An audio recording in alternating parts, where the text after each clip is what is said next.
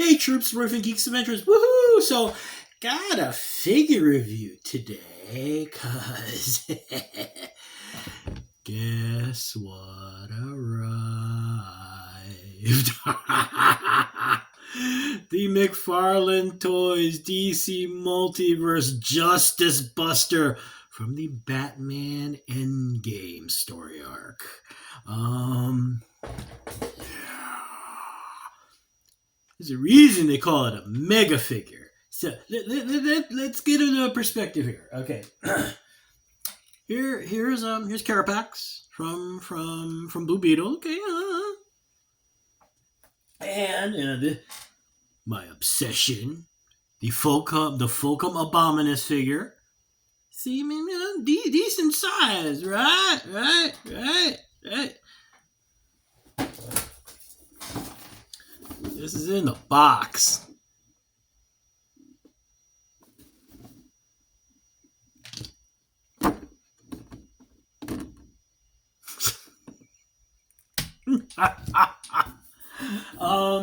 Here, little more scale.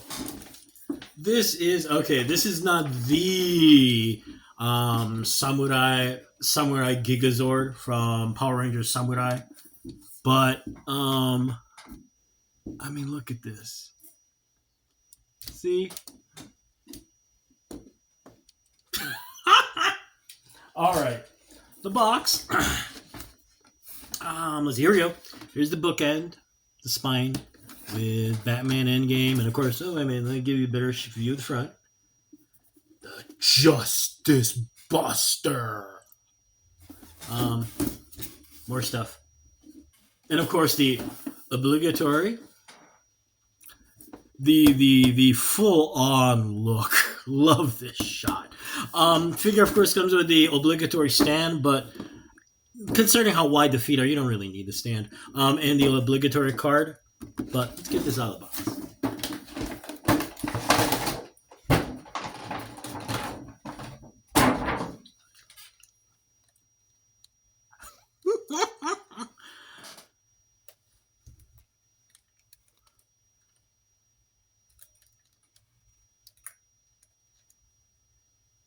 It's like the Undertaker, like wrestling me.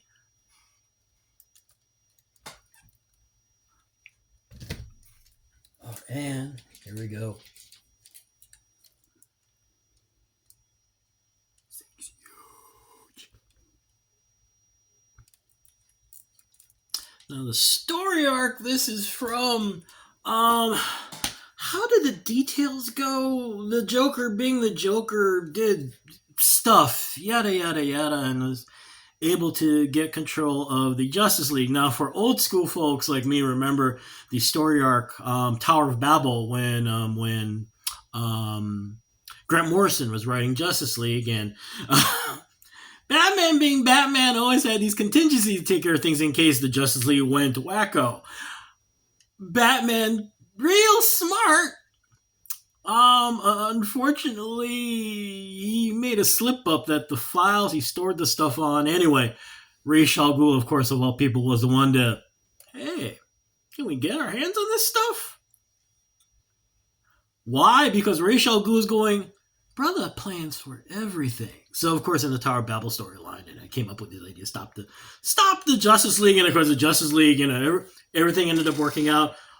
All the ideas worked perfectly, and of course, in the end, the Justice League went, you nuts? Batman going, well, that's not a technical term. So instead, this time around, he built a giant robot. Although, I mean, in the final story where he takes on the Justice League, what was it? Aquaman, Flash, Wonder Woman. Of course, the one that you're always wondering about, of course, is what do you do against Superman? And it's unfortunately, the fight is not quite as like the one in the Dark Knight Returns, Dark Knight Falls, Book 4. But it was pretty epic. And one of the fun parts actually is at one point, there all this stuff is going on, and this is a Jokerized version of Superman. So, in this internal monologue where Bruce is thinking of what to do, yada, yada, yada, he goes, well, anything you build kind of got a chance if Superman is not totally gone out of control. Unfortunately, this is Superman influenced by the Joker. If you get a chance to read the story, it is really, really cool because to see all the gadgets and things he comes up with. Because I'm Batman. As you can tell, though, in very much was the classic McFarlane way of doing things. This is not an exact representation of what was in the book. It is very much stylized. It's very much pimped out. It is beautiful. And at the end, later on, I'll go over the differences because Mattel, they did their own Build-A-Figure, and of course, trying to save the contract when they had it, they did their version of this thing. So what do I think of this so far? It is beautiful. I do own both. In typical, right now you're looking at this and you're going, that's a lot of sculpting detail. The thing I'm always harping about is the sculpting on McFarlane figures. And it is the same on this. Unfortunately, my phone is not the... Oh, wait, actually, no, you can see it. These are actually cracks and dents and damage that has been sculpted into the figure. And that kind of details everywhere. If you look at it here, you got the giant stylized Batman symbol on the chest, a little bit on the belt of the mech. Thing's beautiful. You look at the ridges on the giant claw hands and everything. I think technically these should kind of point out more, but for the sake of packaging, they're all kind of flat. So pick your poison on how to get to stick out more, but I'm fine with it. Articulation actually is a bit better than most mega figures. Most mega figures, because they're so bulky and things are kind of weird. Now, there are no double elbows, but these elbows do have a lot of bend because the bicep is smaller than down here. You got a bicep swivel up here. Now, one thing you want to be wary of, there is a click. These are clicking joints. So, yeah, I hate that click. And if you're into mecha collecting Transformers, that's the click you hate, because that's the click of plastic possibly breaking.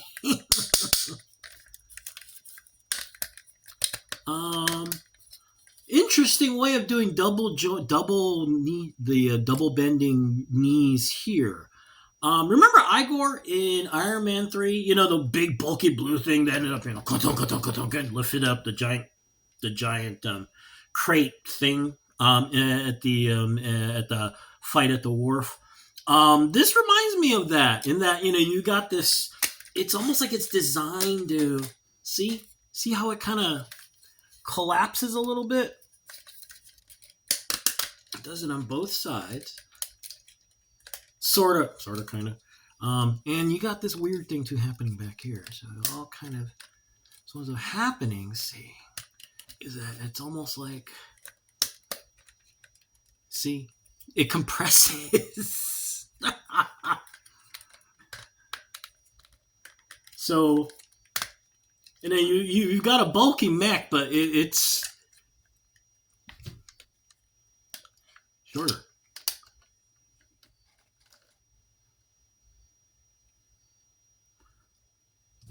And then you bend it back out. And all of a sudden, it's like you're playing Shaquille O'Neal.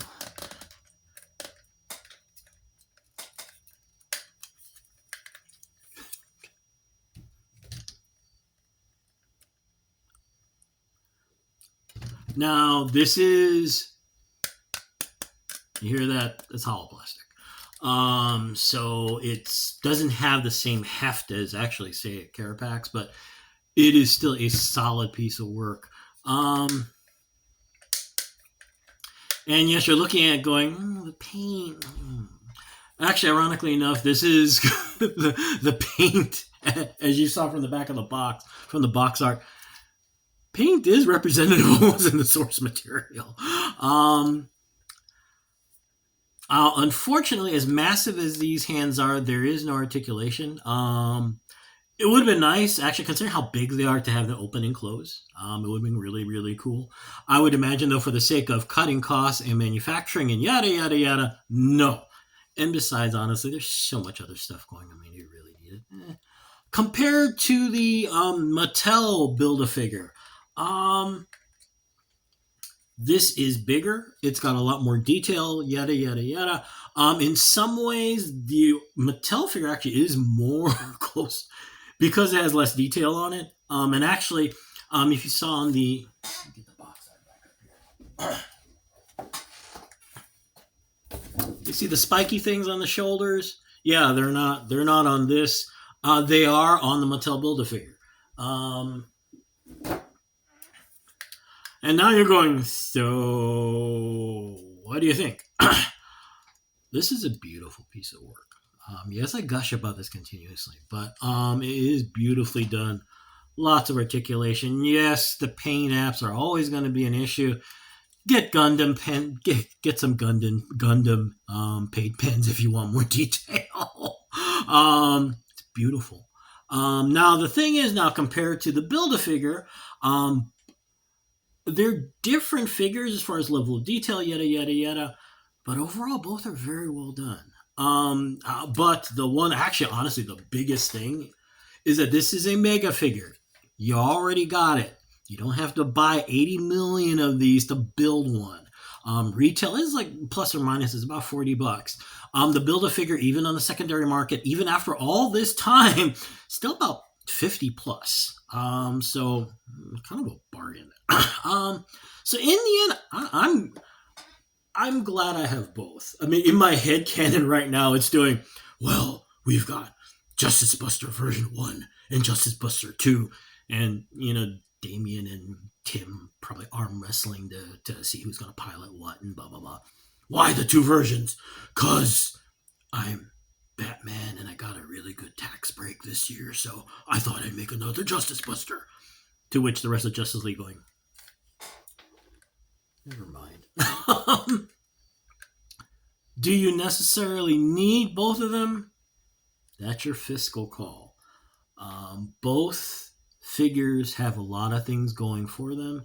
Both are very well done. Personally, if you are looking for something with a lot cleaner, more detailed, much more contemporary look, then you'll want to go with this one.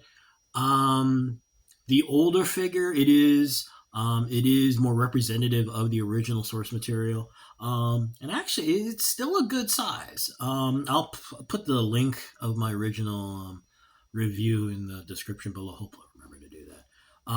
So, I mean, it's still a really, really good figure. So, yeah, I'm honestly, let's be frank, you don't need both of them, okay? They're both the same thing, hypothetically. As a retentive mecha fan in Batman, I still find it precious. But it's take a look, compare. Like I said, in the end, if you don't have either one of them, remember this is a mega figure, so this ends up being cheaper in a lot of ways. So there you go. Like I said, I am so glad I have both of them. They're both a lot of fun. So please, keep that in mind. Keep your fiscal situations in mind, because this is still 40 dang bucks. And as my last podcasty episode thing, there are more figures coming out in October. Okay, so there you go. This is coming out in more shops, more online areas as time passes. So, if you can kind of hold up, yes, you can. If you're that impatient, you can spend $80 on this thing on the secondary market. But, if you can kind of hold up a little bit, keep your eyes open everywhere. It is starting to get more distribution. So there you go. I need to go because it's late and I'm tired and it's a work night. But, precious. Anyway, I'm going to go because, oh my Lord, 15 minutes, dang. Anyway, hey, y'all take care. May the force be with you. May the odds be in your favor. Especially when you're toy shopping. Yeah. And as always, be good to each other. Okay, peeps. Y'all take care. Peace. Bye.